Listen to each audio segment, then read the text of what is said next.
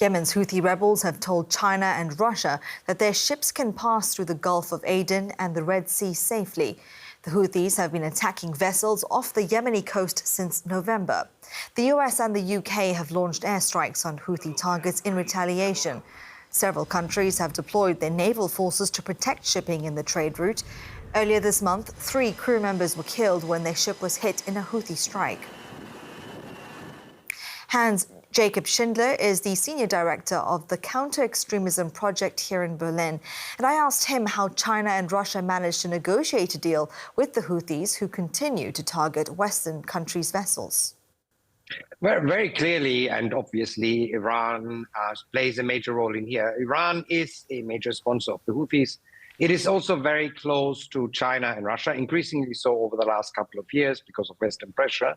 And so my best guess, without being involved in these negotiations, is that they went through the Iranian route. Both countries, of course, have an inherent interest to keep the shipping routes open, Russia to get energy out, and China to get its merchandise into Europe. And how do the Houthis benefit from this arrangement? Well, the promise, according to media reports, is, of course, that if China and Russia agree to politically support the Houthi movement, whatever that means, potentially it means that the attempts to ramp up pressure via United Nations Security Council sanctions will be slowed down by both these countries, who are permanent members of the Security Council and therefore can veto any resolution. And where does this leave the US and other Western powers? We have seen attacks that they claim to have degraded the Houthis' ability to carry out such incidents, for example, and such strikes. But are we seeing any indication of that degradation? Well, certainly there were successful attacks, but even the US admits that they were surprised at the extent of the Houthi arsenal. And of course, Iran continues to resupply them. So this new agreement, if it is an agreement that the Houthis are going to keep, they accidentally, although they had announced they wouldn't, in the past targeted Russian and Chinese ships. So maybe the Iranians helping them more now to not do that anymore.